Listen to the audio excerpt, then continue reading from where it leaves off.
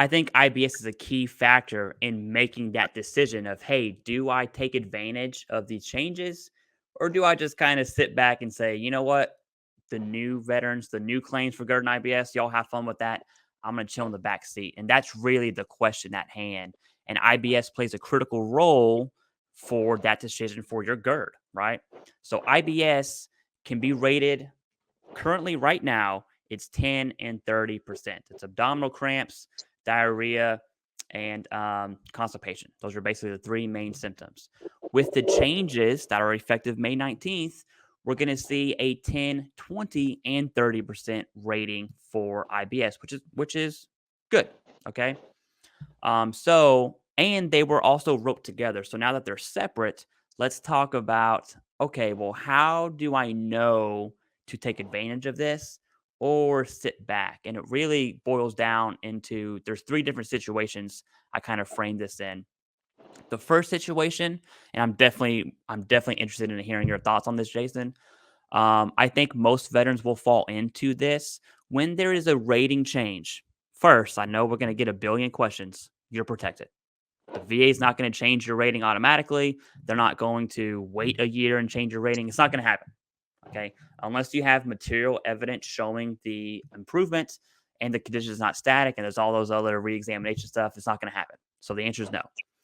Now that that's out of the way, because we are still in the current old system and the new system is May 19th, if you have an intent to file right now and then you submit your claim and it's processed after May 19th, the VA will look at both rating schedules and they are forced to give you the higher rating.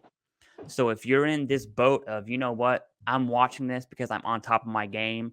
I know I have GERD and IBS. I don't know what to do. That answer, probably, you have to decide for yourself, but it's probably do the ITF, gather your evidence, and submit after May 19th. Because if you don't have the esophageal stricture, which is over here on the new rating schedule, no big deal, right? Because you're still covered under the old rating schedule. Now, Jason, I want to hear your thoughts on that scenario. I do believe most veterans will fall into that. Is there any other tips or things that you or advice that you would give to a veteran that's in that scenario? Even if you're rated at 30% for GERD currently, file an intent to file, even if you don't think you're going to meet the esophageal stricter side, because if your GERD gets worse or is worse, you'll still be able to utilize the old schedule, which may be easier to get to a 60%, right? You can start working on that. It's what I have found is, and sometimes it's a combination, you know, maybe there's a little bit of luck sprinkled in there with your CNP examiner. I mean, it is what it is. But the jump from a 30% to a 60% is often articulating your signs and symptoms appropriately. So there in a lot of cases, there are people that are at 30% that quite frankly could have been 60% if they would have been able to articulate their signs and symptoms, right? Instead of just saying, I have heartburn, I have regurgitation, and it hurts a little bit, right? If they added in a few extra things, difficulty swallowing, sometimes I vomit, I got pain in my shoulder. If they added those things in addition to, oh yeah, I feel there's an extreme impairment to my health because it's rotting away my esophagus and I could get cancer, right? Now all of a sudden you're meeting the criteria in the 60% realm. So I would suggest to anyone who has less than 60 on the hiatal hernia rating schedule for GERD to put in an intent to file today and look to see if they can get to 60 on that side. And then, like you said, there's nothing to lose by putting that in. In fact, you're riding the fence and playing both sides, which is great because if you have never filed for GERD and you have it, which I think there's a big bucket of folks out there that actually meet that criteria as well. And the problem, I think, is for many of those people, you have to kind of wrap your head around the nexus aspect, because most of us are not getting diagnosed while we're in service unless it's super severe, right? Where you actually do have the esophageal stricture and you're having to get dilated. If you're in that boat during service, then you probably got documented. But if it was not the stricter part, but you had all the other symptoms, which is so weird, Clay, right? That there's not a mention of stricter in the current way they rate it under hiatal hernia. So, and there's no requirements for dilation at all. And I will be honest with you, I'm rated at GERD, and my rating on the change that's going into effect would be probably a 10%. But I'm at 60% on the hiatal hernia side, right? And of course, there's going to be the flip flop. There's going to be people that are like, I don't have any of those other things, but I have this majorly. So my suggestion again is no matter what, put in an intent to file, whether you currently have GERD at 60% or less.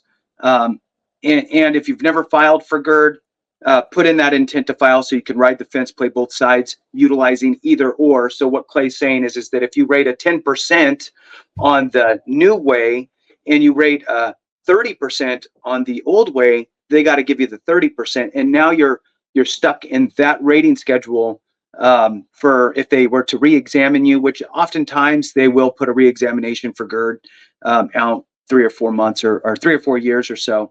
The other piece of the pie, and I started to allude to it, is I think that there's a good sized group of folks that have GERD. They might not even know they have it. They just think heartburn, right? And they're putting the pillows behind their head when they go to sleep. They're practically sitting up to keep the acids down. They're drinking a gallon of milk, trying to calm the pain, whatever it is, right? Eating Tums. And you need to really think about, did this start when I was in service, right? And if you're like, oh, I can't have the Chili Mac MRE because it just jacks me up, well, then maybe it did start in service, right? So you need to actually start building a bridge of a nexus back to and getting those nexus letters, writing the statement yourself that you took antacid from your corpsman or your medic, right? They have the little chalky pills. I mean, they just give them to you for free. They don't write anything down. I like to say, explain why you didn't document it while you were in. Well, I was self-medicating, right? It was all over the counter stuff. I was given to me. So work on all that. And look, this isn't a how to prove your claim video. We've done it before. So you have to create the nexus, right? Yeah. And ride the fence on both sides. So I think that you brought up a great point with that, Clay. Thanks. Absolutely. And you also brought up a great point, which is another scenario. So we have the, I am currently rated for GERD and IBS. I'm going to do the intent to file and figure it out if I